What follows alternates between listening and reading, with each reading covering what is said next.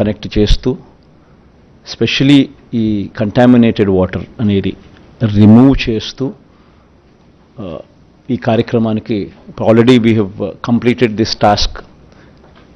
పలాస, ఇచ్చాపురం ఈ ఏరియాస్లో 785 కోట్ల రూపాయలతో ఈరోజు కంటామినేషన్ లేని సర్ఫేస్ వాటర్ తీసుకొని వచ్చి వాళ్ళకు కిడ్నీ సమస్యలు ఉన్న ప్రాంతానికి మేలు జరుగుతూ ఉంది.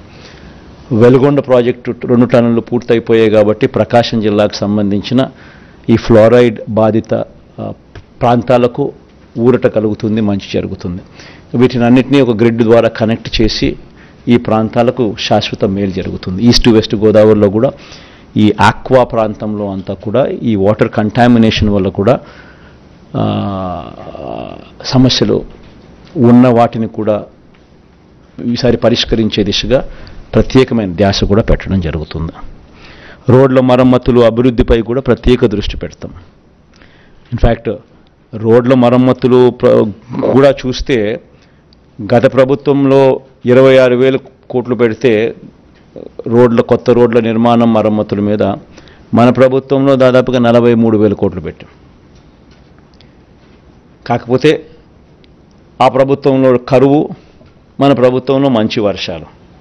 సో మంచి వర్షాల వల్ల రైతులకు మంచి జరుగుతుంది. కాకపోతే రోడ్ల మీద దాని ప్రభావం కాస్తో కూస్తూ ఎక్కువగానే ఉంటుంది. కాబట్టి మనం ఎంత ఖర్చు చేసినా కూడా అనుకున్న స్థాయిలో అభివృద్ధి అనేది బహుశా కనపడకపోయి ఉండొచ్చు. దాని మీద ప్రత్యేక ధ్యాస పెట్టి ఇంకా ఎక్కువ ఫోకస్ కూడా పెడతాం.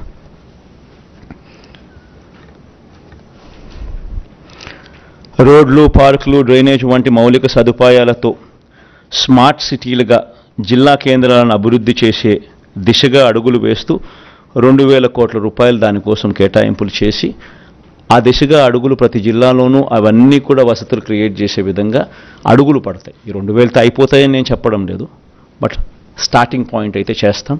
అక్కడి నుంచి దిస్ థింగ్స్ టేక్ టైం.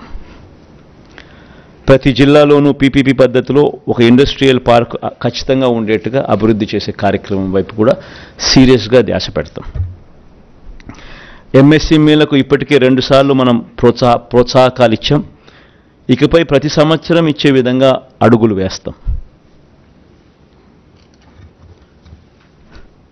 రాజధానికి సంబంధించి 2024లో వైఎస్ఆర్ కాంగ్రెస్ పార్టీ ప్రభుత్వం మళ్ళీ ఏర్పడగానే విశాఖ పరిపాలనా రాజధానిగా పాలన సాగుతుంది.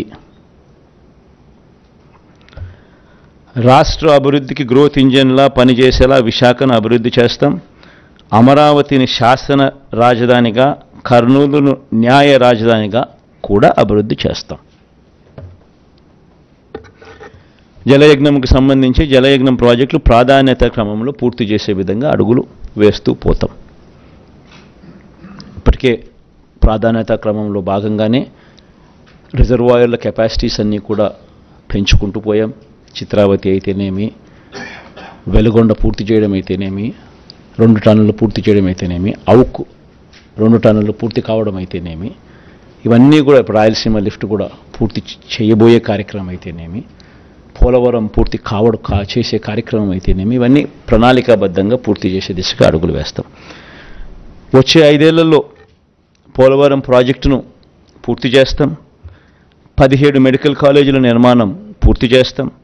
నిర్మాణంలో ఉన్న 4 పోర్ట్లు, 10 ఫిషింగ్ హార్బర్లు, 6 ఫిష్ ల్యాండింగ్ సెంటర్లను పూర్తి చేస్తాం. భోగాపురం ఇంటర్నేషనల్ ఎయిర్పోర్ట్ పూర్తి చేస్తాం. ప్రభుత్వ బడులు, హాస్టళ్లు, అంగన్వాడీలు, ఆసుపత్రుల్లో నాడు నేడు కార్యక్రమం పూర్తి చేస్తాం. పేదలందరికీ ఇళ్ల స్థలాలు, మొదలుపెట్టిన ఇళ్ల నిర్మాణ విప్లవం పూర్తి చేస్తాం.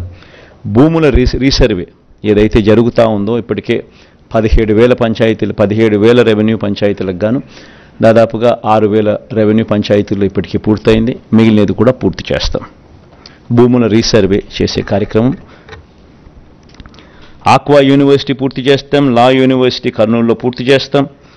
డాక్టర్ అబ్దుల్ హక్ యూనివర్సిటీ కూడా పూర్తి చేస్తాం. గిరిజన ఇంజనీరింగ్ కాలేజు, గిరిజన యూనివర్సిటీ ఈ 2 కూడా పనులు వేగంగా జరుగుతాయి. ఇవి కూడా పూర్తి చేస్తాం. ఇప్పటికే మొదలుపెట్టిన అగ్రి టెస్టింగ్ ల్యాబులు, కోల్డ్ స్టోరేజ్లు, గోడౌన్లు, ఫుడ్ ప్రాసెసింగ్ సెంటర్లు ఇవి కూడా పూర్తవుతాయి. ఎడెక్స్ ద్వారా మరిన్ని ఆన్లైన్ వర్టికల్స్